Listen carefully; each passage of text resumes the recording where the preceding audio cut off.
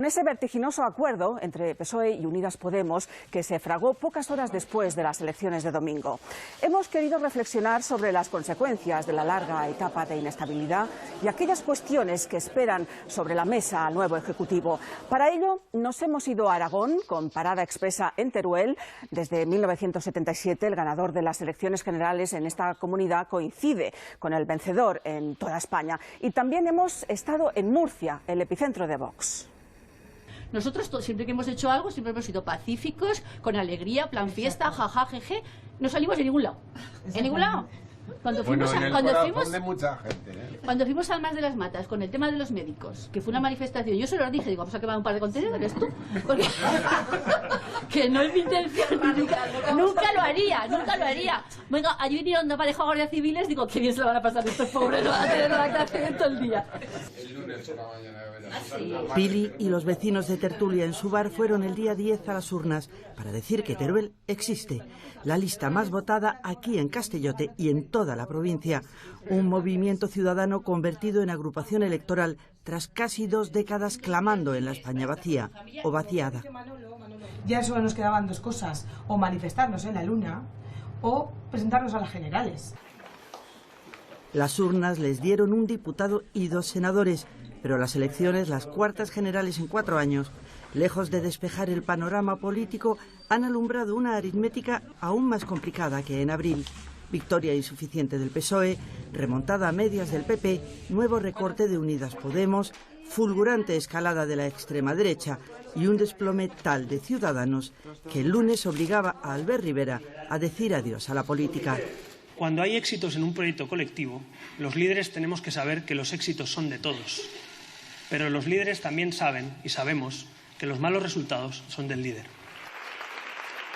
40 horas después de cerrar las urnas, Pedro Sánchez y Pablo Iglesias orillaban investiduras fallidas y reproches para acordar lo que parecía imposible hace unos meses, el primer gobierno de coalición desde la Segunda República. Este nuevo gobierno va a ser un gobierno rotundamente progresista. Vamos a dejar lo mejor de nosotros mismos en este gobierno. Para este viaje no hacían falta alforjas. El reto, sumar apoyos suficientes para hacer realidad el acuerdo. El desafío, si lo consiguen, las tareas pendientes de 4 años de inestabilidad y bloqueos. Para mí estas elecciones han dejado 3 grandes lecciones, ¿no? Una primera es que la sociedad española castiga el no acuerdo. De hecho, los partidos más castigados han sido aquellos que, pudiendo haber formado gobierno, no lo han hecho. La segunda es que la sociedad española sigue enormemente dividida en el eje izquierda-derecha, que tiene que ver mucho con cuestiones de carácter de derechos sociales, económicos, etcétera, etcétera. Y la tercera es que tenemos un enorme problema en cuanto a la configuración territorial de nuestro Estado. Aquí hace falta no solamente que el gobierno que salga de la investidura, si es que finalmente sale, del Partido Socialista y Unidas Podemos, sea un gobierno estable, que dure 4 años y que además colaboren los unos con los otros sin ponerse la zancadilla. Es necesario eso, pero además es necesario también la colaboración transversal de las fuerzas de derecha. Aquí no aguanta más este país sin un pacto de educación, sin un pacto por las pensiones, sin un pacto por la transición ecológica. No se puede afrontar el problema catalán.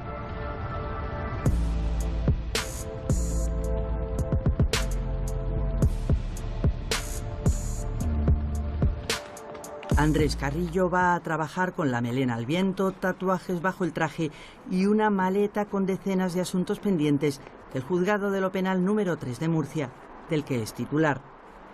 El juez Carrillo también es portavoz regional de la Asociación Judicial Francisco de Vitoria, la segunda del gremio.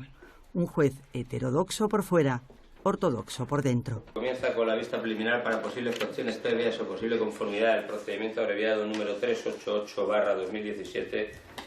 7 juicios hoy, 20 al día siguiente, con el Consejo del Poder Judicial pendiente de renovación desde hace casi un año. Nosotros nos preocupa extraordinariamente más no que se renueve, sino cómo se renueva, como está siendo en los últimos 30 años, es decir, con los partidos políticos eligiendo directamente al órgano de gobierno de los jueces a través de un sistema de cuotas en el que yo he sacado más escaños, pues yo nombro más vocales, tú has sacado menos escaños y yo nombro menos vocales, cuando lo que las asociaciones judiciales quieren es que los 12 vocales de los 20 que son de procedencia judicial los podamos elegir nosotros democráticamente en función de lo que nosotros estimemos que son los principios de mérito y capacidad. ¿Dónde me va a poner usted, por favor, su domicilio? Por cada 100.000 españoles hay 12 jueces. En Croacia, 45. Andrés Carrillo pide también más medios, más personal y una digitalización eficiente que permita reducir la inmensa cantidad de papel de 500 millar de casos al año. Aspectos materiales que no dependen del Consejo del Poder Judicial, sino del Ministerio de Justicia. No tenemos un interlocutor que podríamos llamar definitivo y que pueda tomar decisiones firmes, y eso sí que perjudica mucho. Pero no nos perjudica a nosotros, perjudica al ciudadano.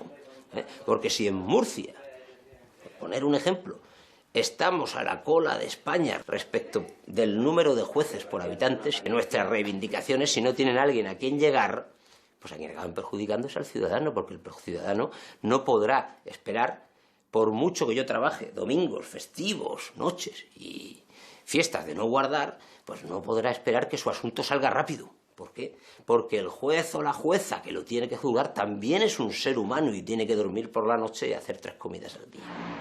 A media hora a pie de la Ciudad de Justicia de Murcia, la sede de Vox. En abril, el PSOE fue el partido más votado en la región. En noviembre, la derecha radical. Y 3 en Murcia, donde hemos ganado las elecciones. En Murcia se ha producido un realineamiento político de las fuerzas de derecha. La derecha, tradicionalmente, desde hace casi 20 años, tiene el 60% de los votos en la región de Murcia. Por tanto, es una región bastante conservadora. Lo que ocurre es que en esta ocasión los votos de la derecha, que anteriormente los tenía Ciudadanos, pues ante el descenso fenomenal de Ciudadanos, resulta que han ido a parar no al partido que en principio gobierna la región durante muchísimos años, que es el PP, sino que han ido a parar a un partido nuevo, que es el partido Vox. El sociólogo Juan José García Escribano, codirector del Centro de Opinión Pública de la Universidad de Murcia, nos da los ingredientes del cóctel de Vox: desgaste del PP por escándalos políticos y crisis como la del Mar Menor, reacción al conflicto catalán en una región de gran sentimiento español y el impacto de los mitos sobre la inmigración en la tercera comunidad con más población extranjera. El discurso de Vox, que es un discurso que crea identidad, una identidad nacionalista, populista, crea temor hacia ellos, hacia lo extraño, hacia lo exterior, hacia lo extranjero, hacia los inmigrantes. Y efectivamente, cuando vemos los municipios donde más ha triunfado Vox, pues coinciden también casi en su totalidad con municipios donde hay mayores porcentajes de población extranjera. En su casa de Jumilla, Teresa recuerda lo sola que estuvo cuando una paliza brutal de su marido la tuvo un mes en cama. 20 años después la rabia ha desaparecido, el sufrimiento se ha atenuado, queda el temor a que el pasado vuelva para otras. La sociedad que entonces, la verdad es que en vez de apoyarte lo que hacía era machacarte más, ¿no? Los tuyos mismos te decían, por ejemplo, pues que tenías que seguir, que por los hijos tenías que aguantar. Y yo siempre decía, bueno, pensaba y pienso, ¿no?, que precisamente por los hijos es cuando no se debe de aguantar. Pero el mayor sí se percataba. Y de hecho una vez iba con él por la calle y yo oí un coche por detrás y claro, yo conocía el sonido de mi coche, del suyo. Era uno igual, no era él. Pero yo, claro, yo me giré porque...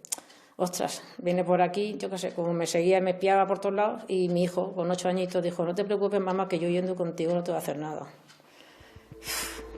Una de las medidas del Pacto de Estado contra la Violencia de Género de 2017 contempla la suspensión de las visitas de los niños a los padres maltratadores. Aún no se ha puesto en marcha, como gran parte de las 213 medidas del pacto. En 2010 habíamos 28 agentes de igualdad en la región de Murcia y quedamos 3 nada más en la región, trabajando en administraciones locales. Lo que veo es que estamos retrocediendo, porque hoy en día parece ser que es como volver atrás a lo que era la violencia doméstica otra vez, y no es así, es violencia de género. Si Murcia se convirtió en el fortín de Vox, Aragón volvió a ser el día 10 el espejo electoral de España. Los votantes aragoneses casi clavaron el resultado global, desde la victoria socialista a la baja hasta la debacle de Ciudadanos.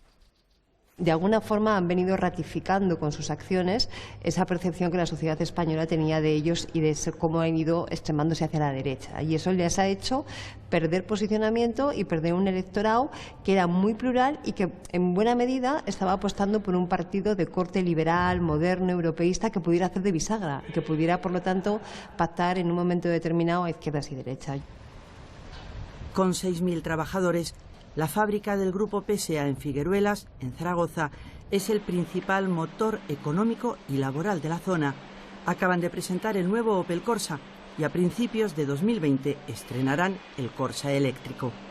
Hemos tenido siempre la suerte de que los gobiernos que han ido pasando han ayudado muchas veces incluso a mediar de cara con la empresa. Hemos tenido una buena relación porque yo creo que aquí somos todos muy conscientes de que de esta fábrica dependen muchos puestos de trabajo. Preocupa, sin embargo, la ralentización de la economía, otro desafío para el próximo gobierno que ya se nota en las ventas de coches. No recesión, sino desaceleración. Es el momento, por las condiciones económicas bancarias, para invertir, endeudarte y prepararte para ser más competitivo en un futuro cercano. El optimismo de Fernando Moraga tiene cifras. La empresa siderúrgica que dirige facturará este año un 30% más que el pasado.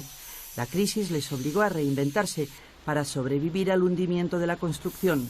Ahora fabrican componentes de alta precisión para los sectores de automoción y energía eólica. Desde luego, a nivel empresarial, la incertidumbre es muy mala medicina. Necesitamos lo antes posible un gobierno formado, estable, que tome decisiones, que libere presupuestos, que libere gasto público, inversión pública y que apoye a los empresarios. Tarancón, Cuenca. Si Don Quijote volviera a La Mancha, nadie podría negarle que los molinos son gigantes. Entonces, en este momento en España hay 1.100 parques eólicos de una potencia media de 20 megavatios y están repartidos en 800 municipios, es decir, de 1 de cada 10 municipios españoles tiene un parque eólico. El 20% de toda la energía eléctrica que consumimos, en el recibo de la luz, cuando vemos los kilovatios hora consumidos, 1 de cada 5 kilovatios hora viene del viento. La previsión del Plan de Energía y Clima aprobado en febrero es que en 2030 el 74% de toda la energía que consumamos proceda del sol, el viento y el agua. El plan está en estudio en Bruselas para convertirse en ley cuando vuelva. Se estima que creará 2,5 millones de puestos de trabajo. Yo creo que lo más importante del plan es que enfrenta de una forma radical, novedosa y ambiciosa la lucha contra el cambio climático. El cambio climático ya está aquí, ya vemos los efectos durante los últimos 10 años, son contundentes, cada vez son mayores. Y todos los gobiernos europeos y también el español y por supuesto a nivel mundial pues tienen que hacer frente a la lucha contra el cambio climático. Eso significa afrontar la reducción de emisiones de gases de contaminantes, de gases de efecto invernadero y significa dar un protagonismo muy importante a las energías renovables. Un parque eólico junto a las vías del AVE, pero ni un alma cerca y a ratos sin cobertura de Internet. El plan para llevar la banda ancha a la España rural se aprobó en marzo con años de retraso, para quedar paralizado por el proceso electoral. La paradoja es que la palabra Teruel se ha disparado en las búsquedas en Internet. No puedo tener datáfono, cuando ahora si no tienes datáfono en una tienda estás perdido, porque la gente funciona con tarjetas, todo el mundo.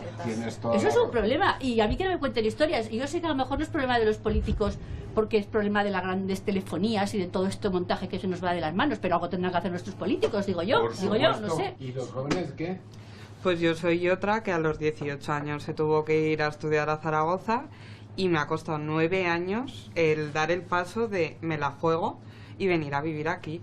Pero claro, como dice Pilar, autónoma y suerte. A las próximas a lo mejor es Soria o ojalá, Cuenca. El problema que tienen eso ellos, el miedo que tienen ellos es a que cunda el ejemplo. ¿Qué tal? Enhorabuena.